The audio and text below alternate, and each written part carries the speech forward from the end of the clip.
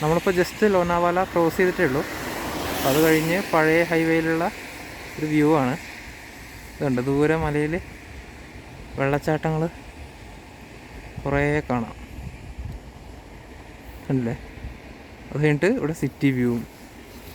ഇത് നമ്മുടെ road.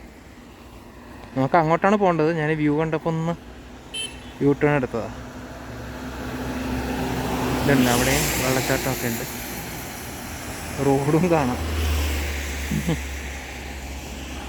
Okay, നമ്മൾ ലോനാവാല ഹൈവേ കൂടെ ഓടിക്കുന്ന വിഷ്വൽസ് പൻവേലെത്തുന്നവരെയുള്ളതും മിസ്സായ ഹാർഡ് ഡിസ്കിലായിരുന്നു. അപ്പം അത് റിക്കവറായി കിട്ടുമ്പോൾ കാണിച്ചു തരാം. അതുവരെ നമുക്കിപ്പോൾ പൻവേൽ മുതൽ മുംബൈയിലേക്കുള്ള ഫുൾ വിഷ്വൽസ് കാണാം. അങ്ങനെ ഞാനിപ്പം അഭിജിത് ഭായിയുടെ ഷോപ്പ് വിട്ടു. അഭിജിത് ഭായ് അവിടെ ഉണ്ടായിരുന്നില്ല, ആളുടെ ബ്രദറിൻലോവും പിന്നെ അവിടെയുള്ള 1-2 പേരൊക്കെ ഉണ്ടായിരുന്നു. എത്ര നന്നായിട്ടാണെന്നറിയാം എന്നോട് പെരുമാറിയതും എനിക്ക് ഭക്ഷണമൊക്കെ തന്നു. അവർ വളരെ ഹാപ്പി ആയിട്ടാണ് എന്നെ അവിടെ നിന്ന് പറഞ്ഞയച്ചത്. വളരെ നല്ല ആൾക്കാരായിരുന്നു, പാവം. അപ്പം നമ്മളങ്ങനെ ഇതപ്പം പൻവേല് വിട്ടിട്ട് ഹലോ മുംബൈ. ഞാൻ കേരളം വിട്ട ശേഷം ആദ്യമായിട്ടാണ് 8 ലൈൻ ഹൈവേ കൂടെ പോകുന്നത്. 4 ലൈൻ കണ്ടിട്ടുണ്ട്, 6 ലൈൻ കണ്ടിട്ടുണ്ട്. ഇത് 8 ലൈനാണ് കേട്ടോ. 1, 2, 3, 4 അതുപോലെ അപ്പുറത്തും. കിടിലൻ ഹൈവേ കേട്ടോ. ഇവിടെയൊക്കെയാണ് നമുക്ക് ആ വലിയ സൂപ്പർ ബൈക്സിൻ്റെ ആ ഒരു പെർഫോമൻസ് ഒക്കെ ശരിക്കും യൂസ് ചെയ്യാൻ പറ്റുക, അതിൻ്റെ ഒരു നല്ല രീതിയിലുള്ള കപ്പാസിറ്റിയിൽ. ഇവിടെ നിന്ന് നമ്മൾ എക്സിറ്റ് ചെയ്യണം. ഇവിടെ നിന്ന് നമ്മൾ ഹൈവേയിൽ തുടരാൻ പാടില്ല മുംബൈയിലേക്ക് പോകുന്നവർ. കാരണം നേരെ പോയി കഴിഞ്ഞാൽ ബൈക്സിന് എൻട്രി ഇല്ലാത്ത ഒരു ബ്രിഡ്ജ് ഉണ്ട് അവിടെ, അതിൻ്റെ പേര് ഞാൻ മറന്നു. ആ ബ്രിഡ്ജിൽ അടുത്തേക്ക് നമ്മളെ ചെന്നെത്തും. അപ്പം നമ്മൾ അങ്ങോട്ടേക്കില്ല, പകരം ലെഫ്റ്റ് പോകണം. ലെഫ്റ്റ് പോയിട്ട് ഈ പാലത്തിൻ്റെ അടിയിൽ കൂടെ റൈറ്റ് കട്ട് ചെയ്ത് നേരെ പോയി അങ്ങനെ മുംബൈയിലേക്ക് എത്തും. അങ്ങനെ ഇതാ നമ്മൾ മുംബൈ എത്തിയിരിക്കുന്നു. Navi Mumbai corporation welcomes you. ബോംബെയിലേക്കൊരു മാസ് എൻട്രി പ്രതീക്ഷിച്ചെങ്കിലും ട്രാഫിക്കിലാണ് വന്ന് പെട്ടത്. ഓക്കെ, പക്ഷെ ഇവിടുത്തെ റോഡ് ഞാൻ സമ്മതിച്ചു കേട്ടോ. 8 ലൈനാണ്. നോക്കിയത് ബോംബെയുടെ ഉള്ളിലുള്ള റോഡാണ്, 8 ലൈൻ. ഓ, ടൗണിൻ്റെ ഉള്ളിൽ മലകൾ കണ്ടിട്ടുണ്ടോ? മുംബൈയിൽ അതുണ്ട്. മുംബൈയിൽ ഇത്രയും കൺജസ്റ്റഡ് ആയിട്ട്, ഇത്രയും പോപ്പുലേറ്റഡ് ആയിട്ടും പൊല്യൂഷൻ ഇല്ലാത്തതിൻ്റെ, പൊല്യൂഷൻ ഉണ്ട് പക്ഷേ അത് ബാലൻസ് ആയി പോകുന്നതിൻ്റെ വലിയ 2 റീസൺസ് എന്ന് വെച്ച് കഴിഞ്ഞാൽ, ഒന്ന് ബോംബെ കടലിൻ്റെ തീരത്താണ്. അപ്പോൾ എപ്പോഴും എയർ ഇങ്ങനെ ഫ്രഷ് ആയിക്കൊണ്ടിരിക്കും. ഈ കാറ്റ് കൊണ്ട്, കടലിൻ്റെ അടുത്തായതുകൊണ്ട് കടലിൽ നിന്നുള്ള കാറ്റ് കൊണ്ട് എപ്പോഴും അത് ഫ്രഷ് ആയിക്കൊണ്ടിരിക്കും. 2, ഈ ബോംബെൻ്റെ തൊട്ടടുത്ത് തന്നെ ഒരുപാട് മലകളും കാടുകളും ഉണ്ട്. ഇടയിലും സിറ്റീൻ്റെ നടുക്കാണെങ്കിലും സഞ്ജയ് ഗാന്ധി നാഷണൽ പാർക്കൊക്കെ ഉണ്ട്. അതുകൂടാതെ വേറെ എന്തൊക്കെയോ കാടും മലയും എല്ലാ കാര്യങ്ങളും ഉണ്ട്.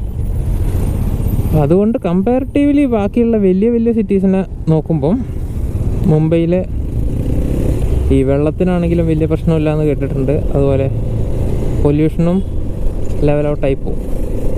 അല്ലേ, close to nature, close to ലക്ഷറിയും, അതാണ് അവർ മാർക്കറ്റ് ചെയ്യുകയാണ്. 3 and 2 BHK 2 കോടി. Enjoy the best of both. Elixir reserve. കണ്ടില്ലേ, ഞാൻ പറഞ്ഞില്ലേ കാടുണ്ട്. അപ്പോൾ കാടിൻ്റെ അടുത്തുള്ള അവരുടെ അപ്പാർട്ട്മെൻറ്റ്സിൻ്റെ റേറ്റും കാര്യങ്ങളൊക്കെയാണ് അവർ പരസ്യം ചെയ്തിരിക്കുന്നത് ഇതിൽ. നമ്മളിന്ന് സ്റ്റേ ചെയ്യാൻ പോകുന്നത് ബോംബെയിൽ ഒരു ഡോർമെട്രിയിലാണ്. ഒരുവിധം നോക്കാന്ന് വെച്ച് കഴിഞ്ഞാൽ പാർക്കിംഗ് ഉണ്ടാവണം, പിന്നെ എനിക്ക് എവിടെയും കിടന്നാൽ മതി, ഒന്ന് ഫ്രഷ് ആവണം, അത്രേ ഉള്ളൂ.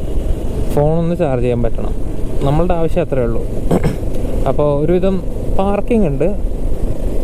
അതാണ് ഞാൻ ബോംബെയിൽ പാർക്കിങ്ങുള്ള ഒരു സ്റ്റേ നോക്കി തിരഞ്ഞെടുത്തു.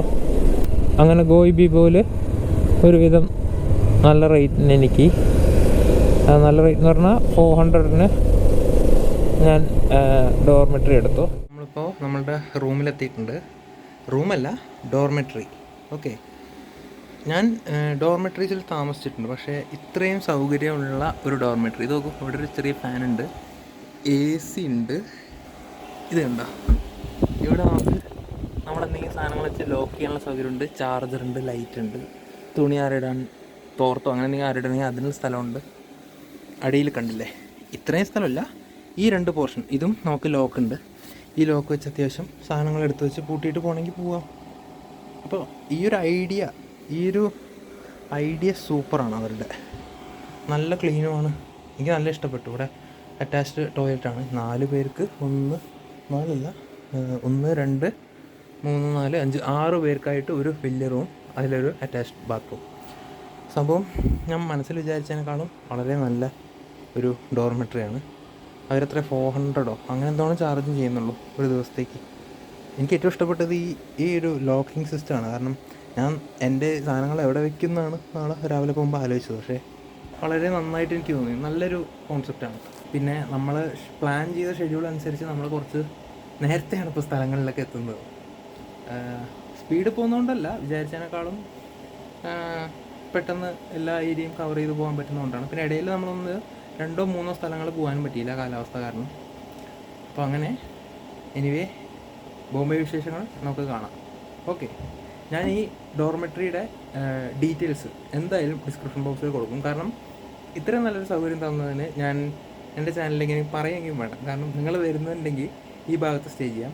പാർക്കിങ്ങിൻ്റെ കാര്യം ഞാൻ പറഞ്ഞല്ലോ, പാർക്കിംഗ് അവർ മെൻഷൻ ചെയ്തിരുന്നു. പക്ഷേ 90 ഫീറ്റ് റോഡിൻ്റെ സൈഡിൽ തന്നെ, ഇവരുടെ തൊട്ട് മുമ്പിലായിട്ട് തന്നെ നമുക്ക് വയ്ക്കാൻ പറ്റും. റോഡ് സൈഡാണ്. കാര്യമായിട്ട് റോഡിൽ കൂടെ പോകുന്ന വണ്ടികളൊന്നും അത്ര അടുത്തുകൂടെ പോകില്ല, പക്ഷേ റോഡ് സൈഡ് തന്നെയാണ്. ഒരു മരമുണ്ട്, CCTV ഉണ്ട്. അപ്പോൾ ആ ഒരു ധൈര്യത്തിൽ വയ്ക്കാമെന്ന് കരുതി. പിന്നെ അത്രയൊക്കെ തന്നെ ഉള്ളൂ, വേറെ പ്രശ്നങ്ങളൊന്നും ഉണ്ടാവില്ല എന്ന് വിചാരിക്കുന്നു. അപ്പോൾ ശരി, ബാക്കി ബോംബെ വിശേഷങ്ങൾ നാളെ. രാവിലെ 10:15 സമയം.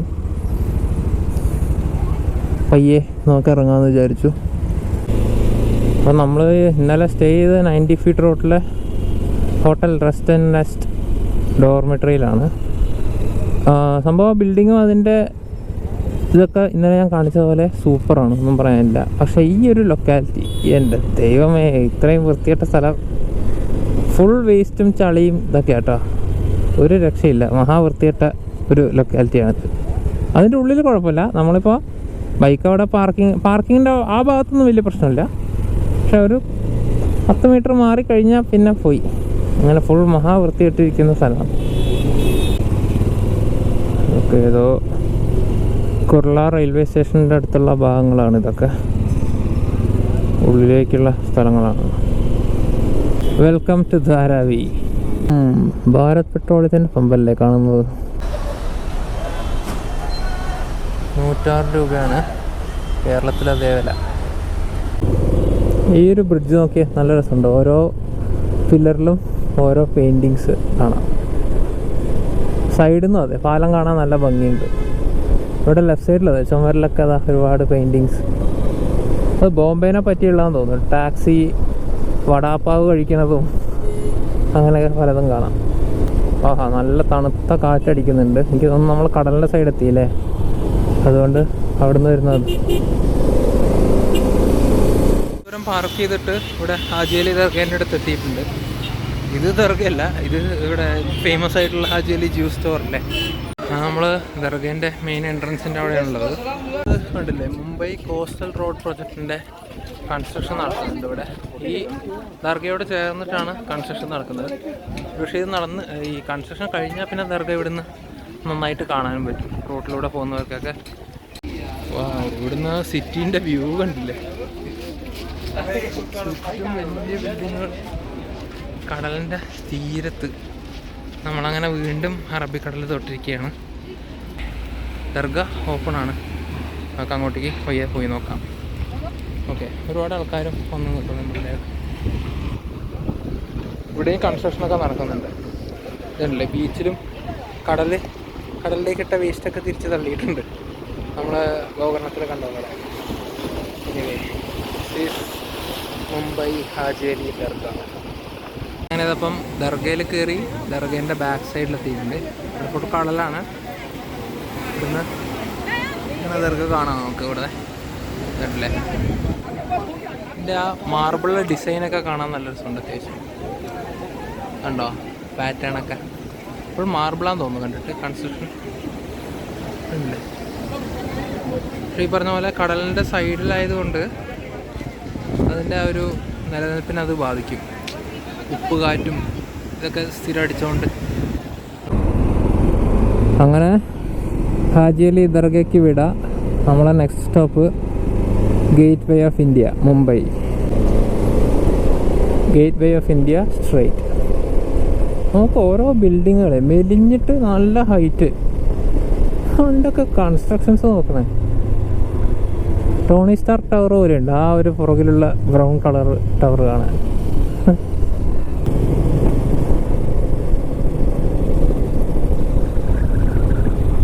ഞാൻ ചെറുതായിട്ടൊന്ന് വഴി തെറ്റിച്ചു.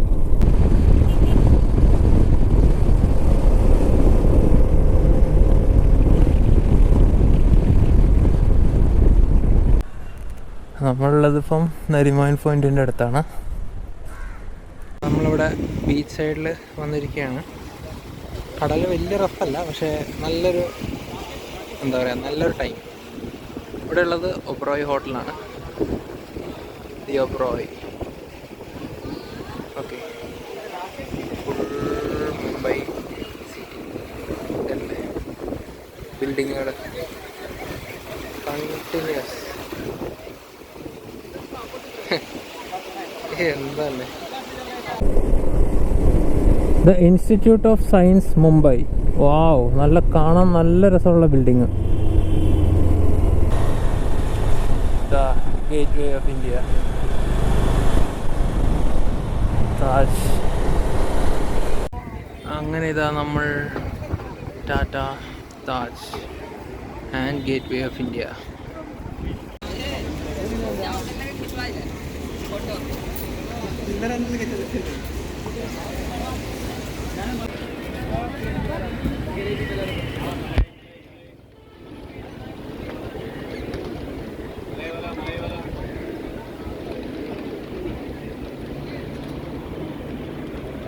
പഴയ ടാറ്റയോട് ചേർന്ന് നിൽക്കുന്നതാണ് പുതിയ ടാറ്റയുടെ ഹോട്ടൽ. ഇത് പുതിയ ബിൽഡിംഗ് ആണ് അവരുടെ.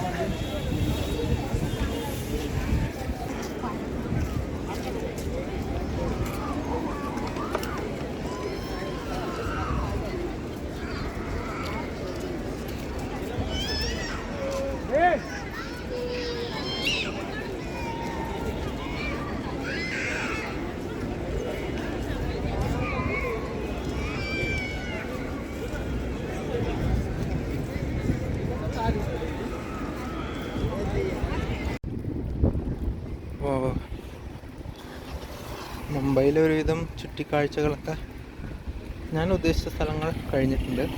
ഞാൻ എലിഫാൻ്റ് കേവ്സ് കൂടെ ഉദ്ദേശിച്ചിരുന്നു, പക്ഷേ നമുക്ക് അത് ഓപ്പൺ അല്ല. ഐലൻഡാണ്. ഏകദേശം 1 മണിക്കൂർ ബോട്ടിൽ പോകണം എലിഫാൻ്റ് കേവ്സ്.